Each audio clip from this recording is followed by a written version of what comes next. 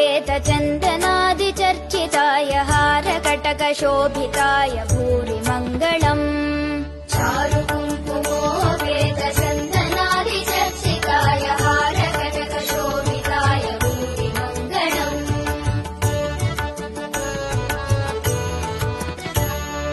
ललितरत्नकुण्डलाय तुलसीवनमालिकाय दलदसदृशदेहाय चारुमङ्गलम्।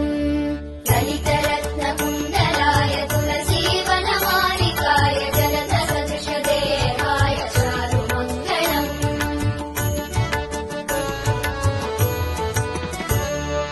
देवकी सुपुत्र